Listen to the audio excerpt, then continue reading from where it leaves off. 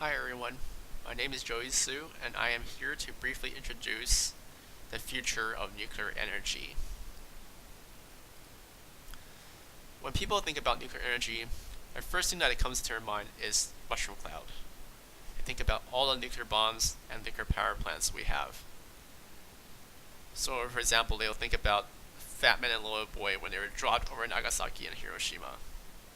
They'll think about the catastrophic damages caused to the Fukushima Daiichi nuclear power plant when they had a huge meltdown because of tsunami and earthquake damages in 2011.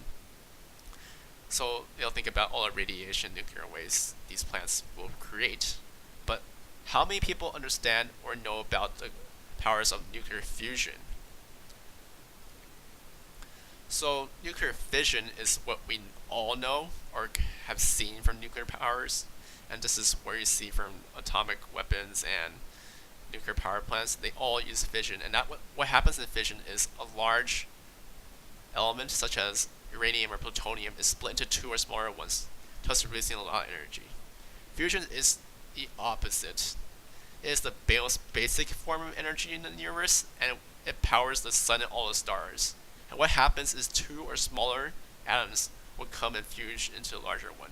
This is what usually happens when two lightweight elements, such as an isotope of hydrogen, deuterium, are formed together to form helium. Currently, there are around 25 experimental fusion reactors in the world, and examples include Lockheed Martin's research for compact fusion reactors and MIT's Alcator CMOD tokamak fusion reactors. So our current situation on Earth is like this. The human population has been exponentially increasing since the early 20th century. Now we have around 7 billion people, and this is expected to increase to 10 billion people by end of 2050. And this is a very big issue for us because currently developed countries are the ones that are consuming most of the world's energy. As you can see, a dark red represents developed countries, and they consume anywhere from 5 to 10 times the amount of developing countries in the world. And it's a very big issue for us because fossil fuels is running out, and we're desperately trying to find another solution to all the energy consumption we have. And nuclear fusion is one possible solution to this. Nuclear fusion is very special from other forms of energy sources because it uses deuterium, which is distilled from seawater. And this is very important because seawater encompasses 70% of the world's surface. So you can get seawater very easily, and it's basically an unlimited resource for us.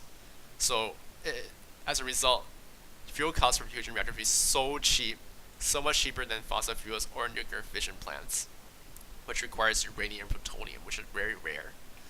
Furthermore, nuclear fusion plants have no chain reaction. It's very easy to control. Nuclear fission plants have chain reaction, and that's why you see these meltdowns or these huge atomic blasts all the time. Nuclear fusion is also a possible solution to global warming, and it's very environmental friendly because it produces little to no nuclear waste. It has no emissions like fossil fuels and no nuclear waste like nuclear fission plants. So applications of a possible nuclear reactor are limitless. First of all, it can solve our current land, air, and sea travel. It gives us a tremendous amount of stamina, and so it can cover great distances without needing to refuel, recharge. And it's also very environmentally friendly. A small compact fusion reactor can provide energy for like a small city up to 100,000 people. Nuclear fusion reactors can also help with distilling clean water for everyone on Earth, because clean water takes a lot of energy to distill and clean. Compact fusion reactors can cut that cost by 70%. And of course, when people think about modern high-tech engines and powerful engines, they think about space travel and sci-fi movies with those crazy reactors, and nuclear fusion reactors is a solution to that. It will help us It will help make space travel economically viable for anyone, and of course, it will help the speed and distances we can cover by our spacecrafts. So by harnessing the power of the sun, we can solve our current dilemma in many, many ways. So nuclear fusion is like the perfect energy source. It is clean, it's inexpensive, and it uses seawater as a fuel source. This is important because in a big picture, we need to find a solution to solve our increasing energy consumption without harming our planetary ecosystem and our survival within it.